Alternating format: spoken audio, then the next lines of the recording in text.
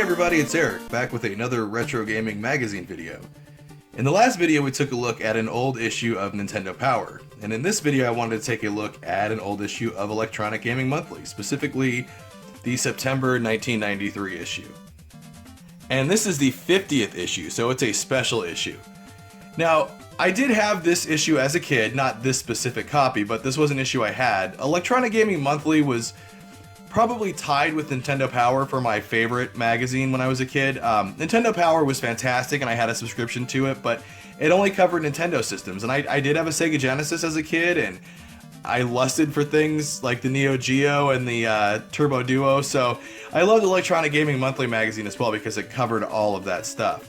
And this was a great issue. This was featured Turbo Street Fighter 2 versus Mortal Kombat, and there was previews in here for like Aladdin, Sonic CD, Plock, which is a rarely talked about game. So this was a cool issue, and September 1993 was a great time for video gaming. And I miss magazines like this. Unfortunately, like Nintendo Power, Electronic Gaming Monthly is gone. It's no longer published anymore. I think it was discontinued in 2009. But it had a long run, just like Nintendo Power. Let's flip through this and kind of take a trip back to 1993. I love the ads. Like, I remember seeing all these ads. I remember seeing the ad, Prepare Yourself, Mortal Kombat. This was the ad for when it was going to be coming to home systems. I remember seeing this ad for this control pad and looking back at it now. That is an unfortunate name for a company, STD. I don't know why they chose that. And this was a cool feature of Electronic Gaming Monthly also, as they had a directory that told you all the games that were covered and talked about in the magazine and what pages you could find that. So that was a cool feature to have, because you could kind of pick it up off the newsstand and just take a quick look and see what was talked about and if you really wanted to buy it or not. Because like I said, I did not have a subscription to EGM. So I kind of looked at each issue when it came out at the newsstand when I was like at the grocery store with my mom or whatever, and kind of picked and choose which issues I bought. And this was one that I did buy. Speaking of Plock, here's a cool advertisement for it. This is a rarely talked about but fantastic game on the Super Nintendo, and this was a cool ad. I remember reading this comic as a kid. Jurassic Park on the Sega Genesis. This game has not aged well. I enjoyed playing this game as a kid, but I tried to play it recently and it's not that great. But hey, the ad was cool. It even had some dinosaur turd.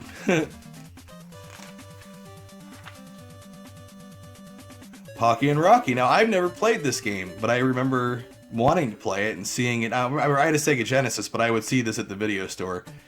This is funny too. This is Electronic Gaming Monthly, but featured in the ad is the rating from GamePro magazine, another competing magazine. This was another magazine that I read as a kid, and another really cool one too. And I always liked this rating system with the faces. So everyone knows Pocky and Rocky is a good game. Well, apparently it got good reviews when it was new. Watch for Arrow the Acrobat in the Spotlight suit. I don't think anybody actually enjoyed this game. I didn't play it, but I've not heard good things about it, which is disappointing from Sunsoft. Now this is cool. In video game magazines, people used to draw art on the envelopes when they would send letters in, and Nintendo Power used to do this too, but these were always cool. I remember seeing some of these as a kid. Beavis and Butthead. The Streets of... That's cool. That's Blaze from Streets of Rage. That's really cool. Jurassic Bark. I mean, if any of you or any of these people, you know, Tracy Lesh or Justin Staples that sent this in, I would love to hear from you guys down in the comments. I'm sure I won't reach any of you with this video, but... Oh, this was cool too. Look, the first place winner won this cool arcade stick. That's cool. See, Docs, I just recently did a video on the Docs Fix-A-System cleaning system, and somebody said in the comments that they also made joysticks and control pads. I didn't know that. Here's an advertisement for some Sega Genesis wireless control pads from Docs, so that's kind of interesting. Software, etc. I remember them. They're gone now. I think they are absorbed into GameStop. I think they were part of the mergers and buyouts that eventually led to GameStop kind of having a monopoly on video game stores. Now, Dungeon Master, I remember playing this on the PC.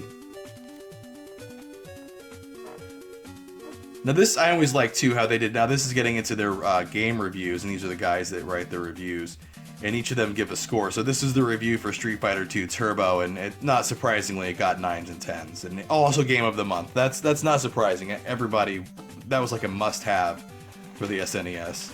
Spent a lot of time after school playing that with my buddy at his house.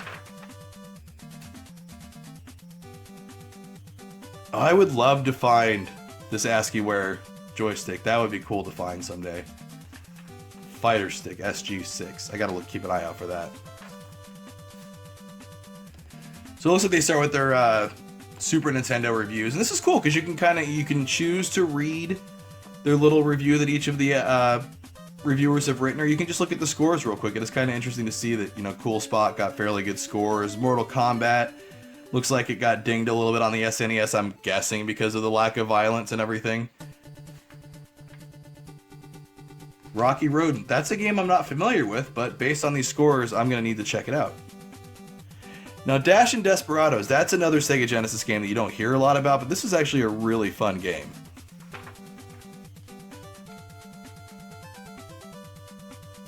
Chuck Rock, Son of Chuck, I've never played that either. See, now Jurassic Park, this looks solid 8s, and it got a little gold medal here, but like I said, I played this recently. I don't feel like this is a solid 8 game. It's more like 6.5 all around. It's just, it's not as fun as I remember it being. Working Designs, that's one of my favorite publishers, and I actually just recently picked this up for the TurboGrafx 16.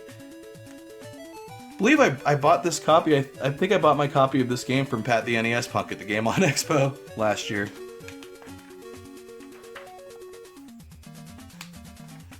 It's kind of a boring ad, just black with white text. That's boring.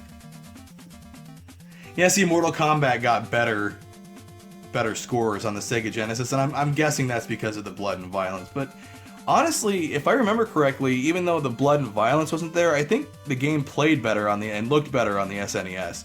I remember Mortal Kombat 2 being really fun on the SNES. I think all the blood and gore was back, and that was the one that we really played a lot at my buddy's house. Super Baseball on the Sega Genesis. I just recently picked this up too, but I haven't had a chance to try it. This is one of my favorite Neo Geo games. One of my favorite baseball games in general. I'm kind of a sucker for retro baseball games, so that's cool. Samurai Showdown on the Neo Geo. I would say that's solid 9s. I'm planning on doing a video of this. I have this for my Neo Geo MVS, along with the kit that has the little monitor bezel and thing, all that stuff. So keep an eye out for that video soon. Mortal Kombat on the Game Boy didn't do so well. That's not surprising. But now Mortal Kombat on the Game Gear seems like it did score decently. I've never played Mortal Kombat on the Game Gear. I'll have to keep an eye out for that. Bart's Nightmare. And then here's a list of just all the games that are appearing in local stores in September of 1993. So, still a couple of NES games coming out. Lots of SNES. Lots of SNES. Some classic games here. Lots of Sega Genesis, that's not surprising. Shinobi 3, that's one that I need to pick up. Some games on the Turbo Duo. Even the Lynx got a couple of releases still. I just recently picked up a Lynx and I'm really enjoying that.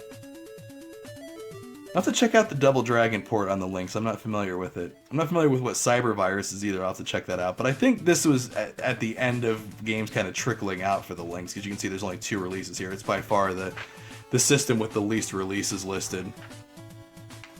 Cool Spot.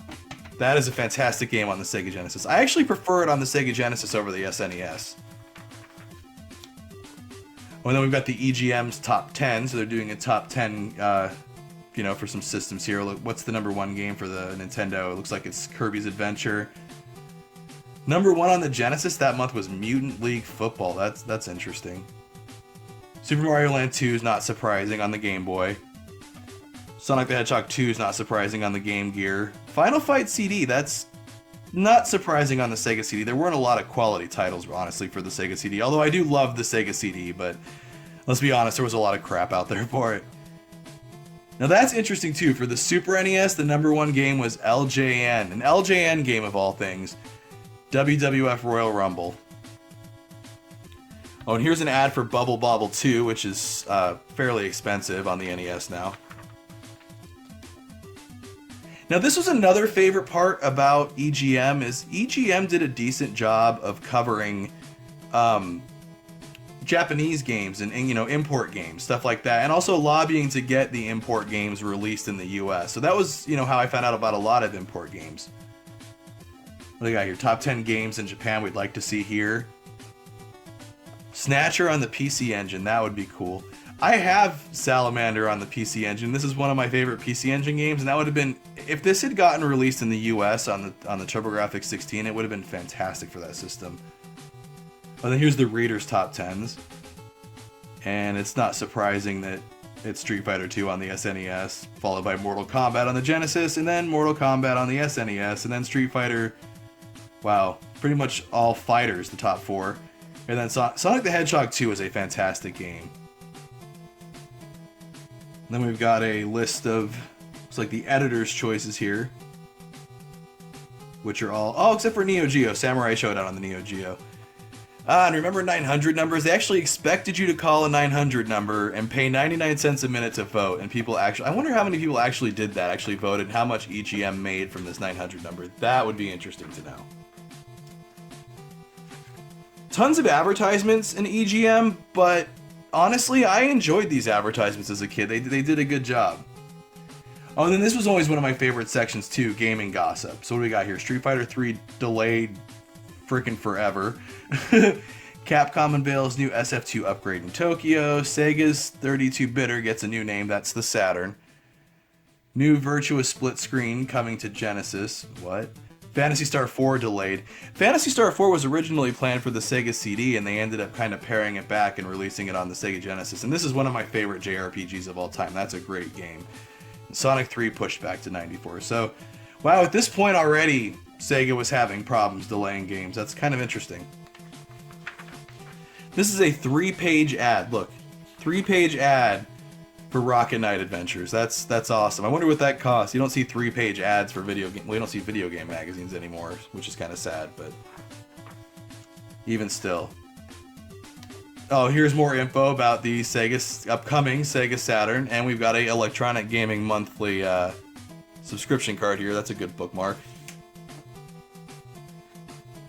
The Honeybee, Hudson Soft. Some solid games on the Game Boy from Hudson Soft. Oh, and here's some stuff about 3DO games, which this was a complete failure. We can see just full motion awfulness all around, it looks like, going on.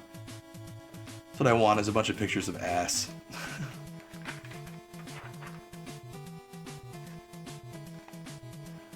This is another game I'm not familiar with. I remember this ad, though. My buddy quit smoking after an hour, so I remember this ad as a kid, but this is another game that I'm not familiar with and never really played. Also loved that they covered arcade stuff. That was one of my other favorite things. I loved arcade games. I grew up next to a couple of, not next to, but near a couple of really cool arcades. So it was always fun to find out what upcoming games were coming out to the arcade. Like Air Combat, I've played this, and that is a fantastic game. Streets of Rage 2 for the Game Gear. I remember this ad. I remember this. This is another game I need to pick up for the Game Gear. I love the Sega Genesis version. I did a video recently on the Streets of Rage 2 Simpsons edition for the Sega Genesis. You should check that out if you haven't already. The Game Doctor. This is an interesting section. Clay Fighter, I remember Clay Fighter. Parody of the Mortal Kombat logo. Tecmo Super Bowl. See, this was an interesting time. This was back when companies would still manufacture games for the previous system instead of, once the new system comes out, drop all support for the previous system. It wasn't like that back in the day. I mean, a lot of people don't realize this, but they were making games for the Atari 2600 up until the 90s. So, it was an interesting time. International Outlook. Now, this was one of my favorite sections because this is where you got to learn about import games. Now, Jurassic Park on the SNES. I have never played this one, but I've not heard good things.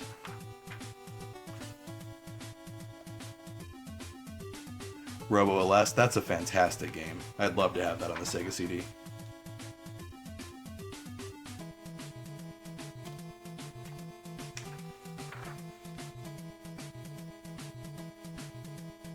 Coverage of the PC Engine arcade card, that's interesting. It really is taking like a trip back in time, checking these old magazines out.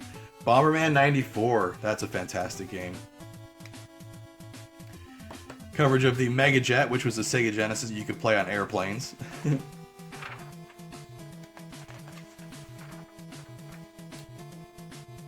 here's their like tips and tricks section. Every magazine, video game magazine, had to have this section. Here's a list of all the warps for Super Mario All-Stars. That's funny. For all of the lost levels. That's handy.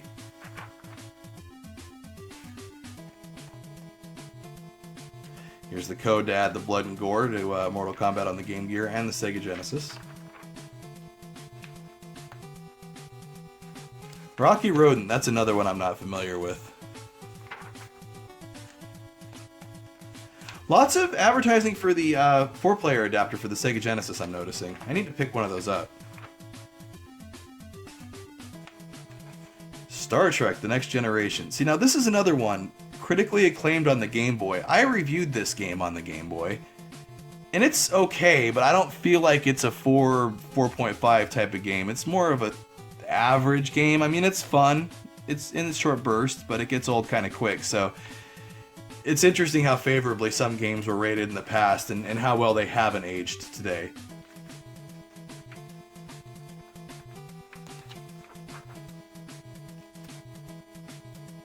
Wow, this magazine was so big. That was another great thing about EGM, was it was a big magazine.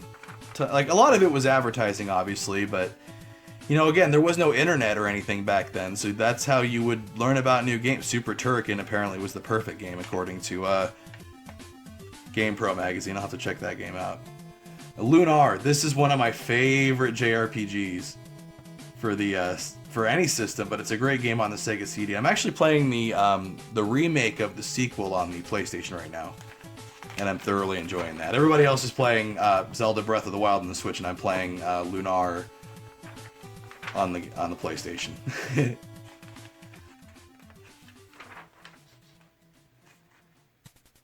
So many games covered. Ah, the Rainbow, LGN. Actually, I've heard some of their games on the SNES and the Genesis were actually pretty decent, so I'm really only familiar with their NES games, and those are not good.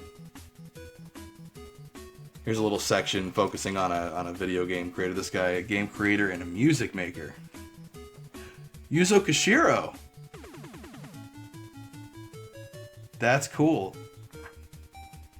This is funny because this section wouldn't have meant crap to me as a kid. This is not something I would have been interested in, but now as an adult, I haven't had a chance to read this, but I need to. This is the stuff that's thoroughly interesting to me now. So again, it's a shame that these magazines aren't around. ActRaiser 2 special feature. I played ActRaiser, the original one, and I like it quite a bit. I have not played the sequel. Aladdin, on the other hand, I'm very familiar with on the Sega Genesis, and I prefer the Sega Genesis version over the SNES. They are different, but this is one of my favorite games on the Sega Genesis. It's beautiful, it's fun to play, the music is great. It's just fantastic. That's one of the best games on the Sega Genesis, honestly. G&G Captron stores. I don't know. They're probably gone. A day in the life of EGM with CRT monitors.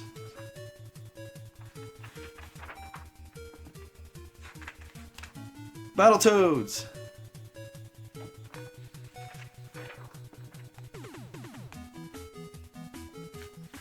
Oh, this is cool. Here's a console you could win your own arcade game from EA. EA was giving away a Neo Geo. That's interesting. I love my Neo Geo. This was like a 1 slot. I've got a Neo Geo 2 slot, and I absolutely love it. And EGM was one of the reasons why I fell in love with the Neo Geo as a kid. That's where I heard about all the Neo Geo stuff. Otherwise, I mean, you really just saw the games in the arcade, but this is where I read about the ones that were going to be coming out and what to look for in the arcade. Lots of sports game coverage, of course. More coverage of the four-way play. This is a fun game. Another 3-page ad on the Sega Genesis. This was back when Electronic Arts was really innovating. This is an innovative game. It's not like any other game at the time, or really that I can think of since. This was back when, you know, Electronic Arts was what you would call a respectable or good company, and not one that everybody bitched about.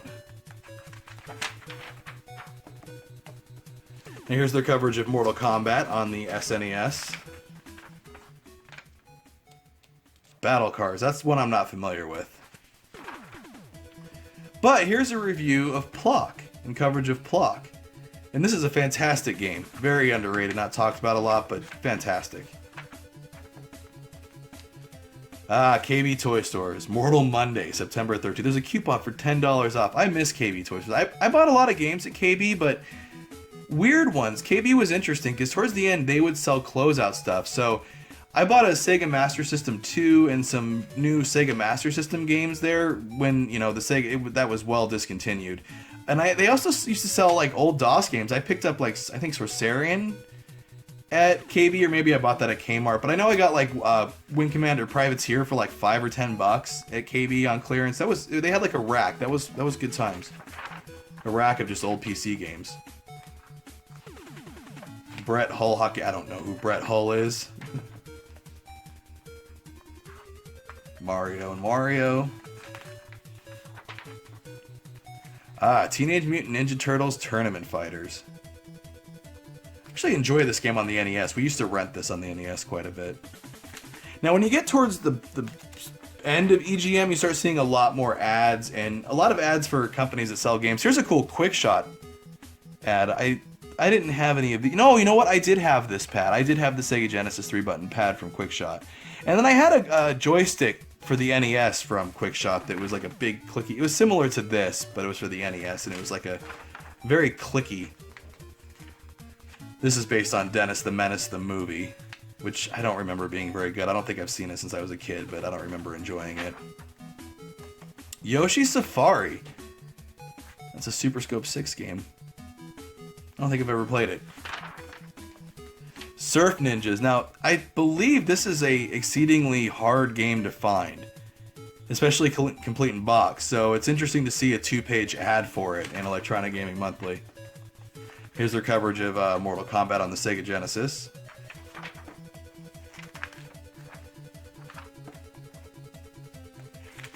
Shinobi 3. Strider Returns. Now this game is not that great. This is another game. I think I bought this at KB Toys on clearance. And I was a huge fan of the first arcade game, and also the port on the Sega Genesis of the first arcade game is pretty good, but this is not good. It's kind of boring, actually. I did not enjoy it. Sonic CD. Now that's a classic. If you own a Sega CD system, you need to have Sonic CD.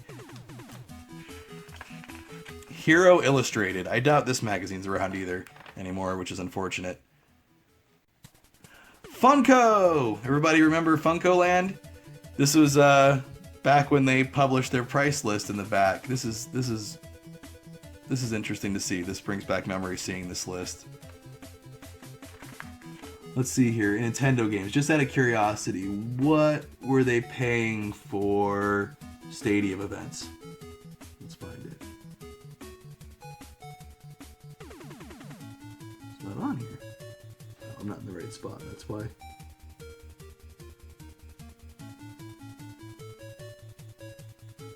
There it is, stadium events.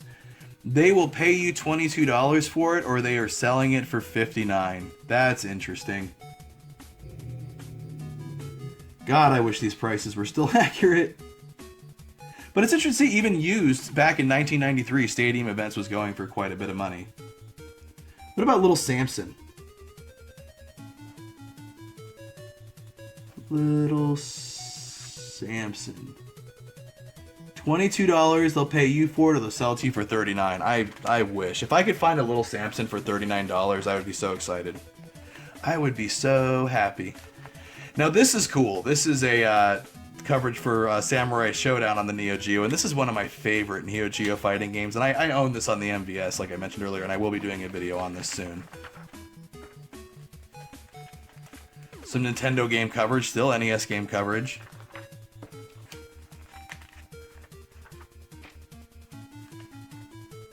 You know, you have to admit, for what they did, Mortal Kombat is impressive on the Game Boy for what it is. I don't know that you could have done Mortal Kombat any better. Now, Final Fantasy Legend 3, that's a game that I need to pick up. I want to pick up all the Final Fantasy games for the original Game Boy. I've got a few of them, but I haven't played any of them yet. But I plan on doing that soon. The EGM Super Tour. That'd have been awesome to go to. Mortal Kombat on the Game Gear. New ride provides glimpse of the future. This is touting the new Back to the Future ride. I believe they just shut this ride down at Hollywood's, what is it, Universal Studios? Yeah, I think they just shut it down, I read. So that's kind of sad. I think the only place you can still ride this ride is in Japan. I think they still have it at Universal Studios Japan.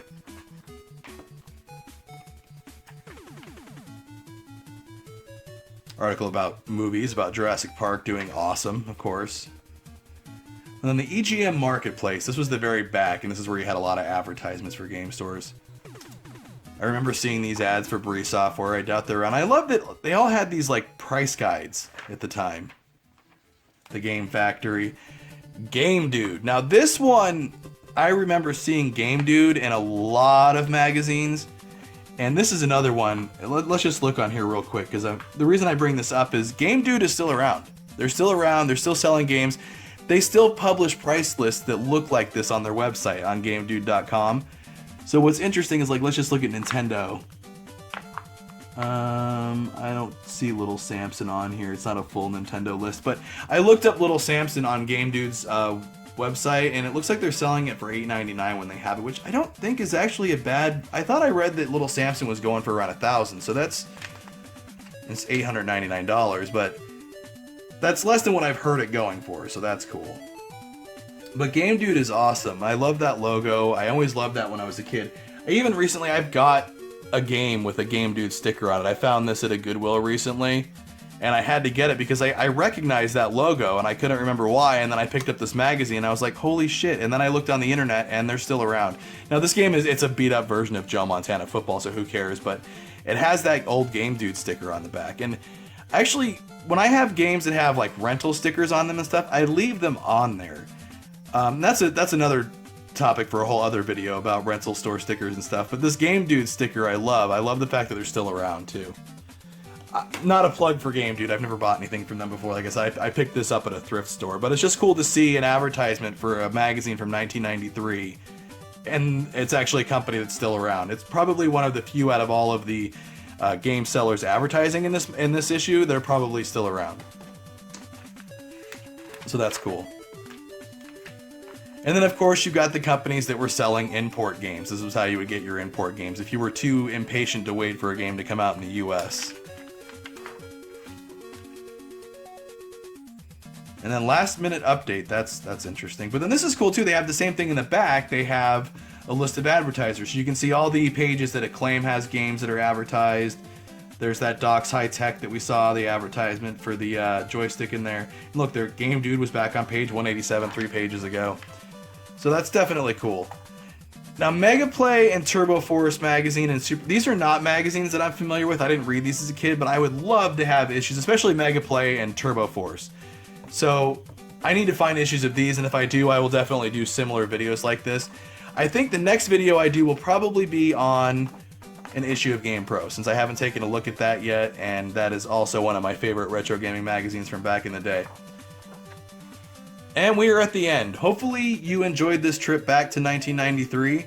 I know this was kind of a long video, but EGM was a big magazine. This was probably I want to say like the thickest video game magazine they published. I mean, this was almost 200 pages, I think. Let me look.